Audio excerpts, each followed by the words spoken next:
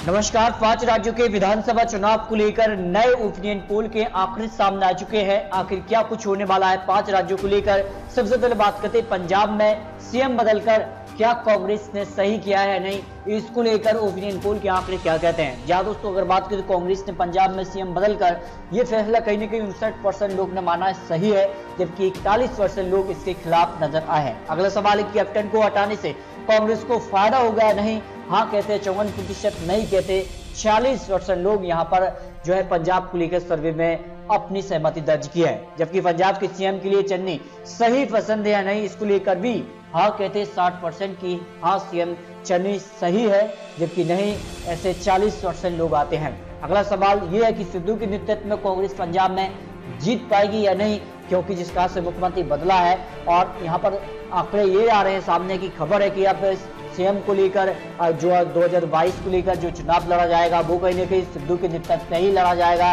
लेकिन इसको लेकर भी आंकड़े क्या निकल कर आए हैं, कैप्टन रंधावा जाखड़ की नाराजगी से क्या कांग्रेस को घाटा होगा, इसको लेकर 54% लोग कहते हैं कि हाँ कांग्रेस को इससे बड़ा नुकसान होगा, नहीं 46% लोग आ जाते हैं। अब सवाल ये उठता है कि आखिर कांग्रेस में घमासान के बीच इसका सबसे ज्यादा फायदा किसे हो सकता है।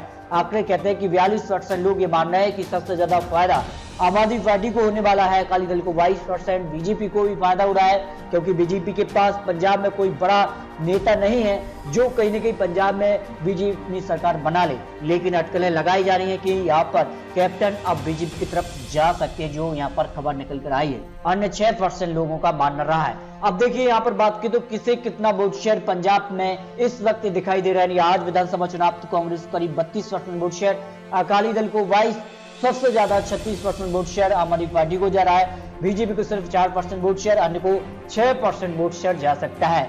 अब अगर इस वोट शेयर को कन्वर्ट किया जाए सीटों के लिए, जो ओपिनियन पोल के आंकड़े हैं, 117 विधानसभा सीटों में से कांग्रेस को 39 से 47 सीटें, अकाली दल को 17 से 25 सीटें, लेकिन आम आदमी पार्टी को सबसे ज्यादा 49 से 55 सीटें यहाँ पर मिलने का अनुमान लगाया जा रहा है, जो ओपिनियन पोल के आंकड़े हैं। बीजेपी को 0 से 1 सीट, अन्य को भी 0 से 1 सीट जाने की संभावना पंजाब में लगाई जा रही है। यानी पंजाब में सबसे मजबूत स्थिति में इस वक्त आम आदमी पार्टी ही मानी जा रही है, क्योंकि बड़ा उलटफेर पंजाब में इस वक्त होता नजर आ रहा है। यानी पंजाब में कहीं न कहीं आम आदमी पार्टी अपनी सरकार बना रही है, जो चौंकाने वाला ओपिनियन रहा है। 2022 में उत्तराखंड में भी विधानसभा चुनाव होने हैं और ऐसे में अगर बात करें तो उत्तराखंड को लेकर जो नए सर्वे के आंकड़े सामने आए हैं वो बीजेपी को चिंता में डाल सकती है, क्योंकि लगातार बीजेपी उत्तराखंड में अपना सीएम बदल रहे हैं, तो क्या इसका फायदा होगा नुकसान होगा, इस पर भी सर्वे के आंकड़े कहते हैं कि बार बार सीएम बदलने से बीजेपी को फायदा होगा क्या।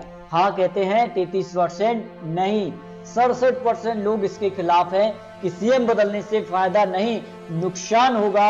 कहीं न कहीं जो है रोजगार की जो है जरूरत लोगों को है, इस वक्त महंगाई एक बड़ा मुद्दा है, इस पर बीजेपी को काम करना चाहिए। फ्री बिजली का वादा चुनाव पर असर डालेगा नहीं, हाँ कहते 33%, 67% लोग इसको नहीं कह रहे हैं। जबकि अगर बात करें जमीन कानून से चुनाव पर असर होगा या नहीं, इसको लेकर 50-50% लोगों का मत रहा है। इसके अलावा उत्तराखंड में सीएम की पसंद कौन हो सकता है, ये भी एक बड़ा सवाल है, क्योंकि हरीश रावत कहीं ना कहीं पंजाब के लिए कांग्रेस ने जिम्मेदारी दी है, लेकिन सबसे बड़ा चेहरा अगर कोई सीएम के तौर पर दिखाई दे रहा है तो कांग्रेस की तरफ से हरीश रावत का दिख रहा है। जबकि पुष्कर धामी वर्तमान सीएम है, उनको यहाँ पर 23% ही लोगों ने माना है। यहाँ पर बात करें तो कांग्रेस बीजेपी में ही उत्तराखंड में टक्कर देखने को मिल रही है और वोट शेयर देखा जाए तो कांग्रेस को करीब 34% वोट शेयर उत्तराखंड में इस वक्त दिखाई दे रहा है, जबकि बीजेपी को करीब 45% वोट शेयर, आम आदमी पार्टी को 15, अन्य को 6% वोट शेयर। 70 विधानसभा सीटों की अगर आंकड़ों में बात करें तो करीब कांग्रेस को 21 से 25 विधानसभा सीटें, जबकि बीजेपी को 42 से 46 सीटें इस वक्त 70 विधानसभा सीटों में से जाने की संभावना है। आम आदमी पार्टी को 0 से 4, अन्य को 0 से 2 सीटें मिलने का अनुमान यहाँ पर ओपिनियन पोल में लगाया गया है। यानी उत्तराखंड में बीजेपी अपनी सरकार बरकरार रख सकती है। भले ही सीएम बदला है, बीजेपी ने 2 सीएम बदल दिए हैं, लेकिन फिर भी जनता यहाँ पर बीजेपी पर ही भरोसा करती नजर आई है। जो सर्वे अक्टूबर में निकल कर आया है, यानी अक्टूबर सितंबर में जो आंकड़े थे उसमें जरूर बीजेपी में गिरावट देखने को मिली है, लेकिन इतनी गिरावट नहीं है कि बीजेपी सरकार बनाने से वंचित रह जाए। अब अगले राज्य की बात करें तो मणिपुर में भी अगले साल विधानसभा चुनाव होना है और मणिपुर को लेकर भी ओपिनियन पोल के आंकड़े सामने आ चुके हैं। मणिपुर की अगर बात करें तो बीजेपी करीब 36% वोट शेयर, लेकिन कांग्रेस और बीजेपी में वोट शेयर में ज्यादा अंतर नहीं दिखाई दे रहा है। 34% वोट शेयर कांग्रेस के पक्ष में भी। एनपीएफ पार्टी को 9%, अन्य को 21% वोट शेयर 60 विधानसभा सीटों में। अगर बात करें तो बीजेपी करीब 21 से 25 सीटें, कांग्रेस को 18 से 22 सीटें, एनपीएफ पार्टी को 4 से 8, अन्य को 1 से 5 विधानसभा सीटें जा सकती हैं।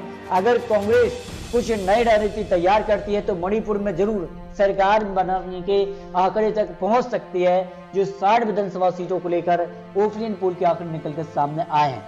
अब बात करते हैं देश के सबसे बड़े राज्य उत्तर प्रदेश चुनाव को लेकर, क्योंकि उत्तर प्रदेश में इस वक्त यहाँ पर बात करें तो काफी कुछ हलचल उत्तर प्रदेश की राजनीति में दिखाई देने लगी है, और ऐसे में उत्तर प्रदेश को लेकर भी ओपिनियन पोल के आंकड़े सामने आ चुके हैं। और ओपिनियन पोल के आंकड़े कहते हैं कि विपक्ष चुनाव की वजह से लखीमपुर के मुद्दे को हवा दे रहा है। इसको लेकर भी चुनाव के लिए ओपिनियन पोल है, इसको लेकर हाँ कहते हैं 58% लोग इसके पक्ष में, नहीं ऐसे 42% लोग आते हैं। अब बात करें लखीमपुर कांड से चुनाव में बीजेपी को नुकसान हो गया फायदा, हाँ कहते हैं कि बीजेपी को इससे नुकसान होगा 60%, नहीं कहते हैं 40% लोग आ जाते हैं। अगला सवाल फिर लखीमपुर से ही लिया गया क्योंकि एक बड़ा मुद्दा बन गया है और कहीं ना कहीं विपक्ष इसको एक बड़ा मुद्दा ले रही है।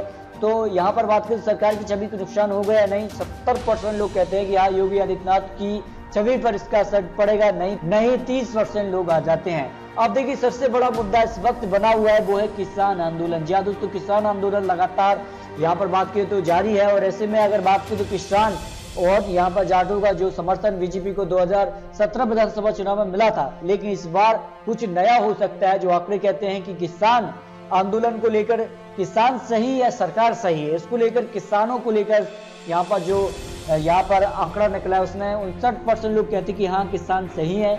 सरकार को लेकर 41% लोगों की सहमति मिली है, जो सर्वे के आंकड़े निकल कर आए हैं। क्या ओबीसी बीजेपी की बी टीम हो सकते हैं? जहाँ दोस्तों आपको बता दें कि बी टीम की तरह इस तरह से काम कर सकते हो ओबीसी, जिसका से यहाँ पर अखिलेश यादव या कांग्रेस को ओबीसी के अलावा अगर बात करें तो मुस्लिम वोट बैंक का समर्थन मिलता रहा है। अब ऐसे में ओबीसी अपने चुनावी मैदान में उतर करीब 100 सीटों पर चुनाव लड़ने का ऐलान कर चुके हैं। अगर 100 सीटों पर चुनाव लड़ते हैं तो इसका नुकसान कहीं न कहीं समाजवादी पार्टी और कांग्रेस को होगा, और सीधे तौर पर इसका फायदा बीजेपी को हो सकता है, जो आंकड़े यहाँ पर निकल कर आए हैं। आज राजा महेंद्र प्रताप यूनिवर्सिटी बनाकर जाटों का दिल जीतने की कोशिश बीजेपी ने की है, नहीं हाँ कहते हैं 55%, नहीं कहते 45% लोग, क्योंकि जिस कार से यहाँ पर जाट वोट बैंक है, जाट वोट बैंक का असर कहीं ना कहीं बीजेपी को समर्थन मिलता रहा है, चाहे लोकसभा चुनाव हो या फिर विधानसभा चुनाव हो। लेकिन जाट कहीं ना कहीं किसानों के साथ है, और किसान आंदोलन की वजह से बीजेपी को ज्यादा नुकसान ना हो जाए, इस कारण से यहाँ पर राजा महेंद्र प्रताप सिंह यूनिवर्सिटी बनाकर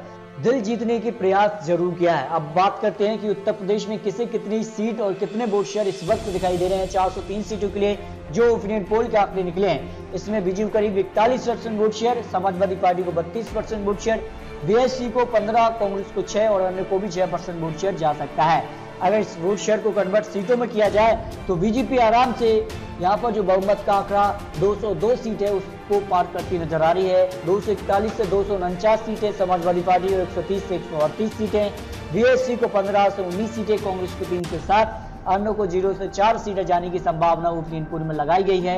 यानी सितंबर सर्वे के मुकाबले अक्टूबर सर्वे में जो आंकड़े हैं उसमें जरूर बीजेपी जो आंकड़े हैं उसमें गिरावट देखने को मिली है, जबकि समाजवादी पार्टी को करीब 20 सीटों का फायदा होता नजर आया है। आने वाले वक्त में क्या समाजवादी पार्टी और ज्यादा सीटों तक पहुंचेगी या नहीं, ये तो आने वाला वक्त ही बताएगा, क्योंकि समाजवादी पार्टी ने अपने कैंपेन स्टार्ट कर दिए हैं और कहीं न कहीं उम्मीदवारों के लिए भी सूची जारी करने के लिए तैयारी पूरी कर ली है। लेकिन गोवा में भी अगले साल चुनाव होना है, तो गोवा को लेकर भी ओपिनियन पोल के आंकड़े हैं। इसमें बीजेपी को करीब 38% वोट शेयर, कांग्रेस को जबरदस्त नुकसान गोवा में दिख रहा है, करीब 18% वोट शेयर, आम आदमी पार्टी को 23% वोट शेयर, अन्य को 21% वोट शेयर।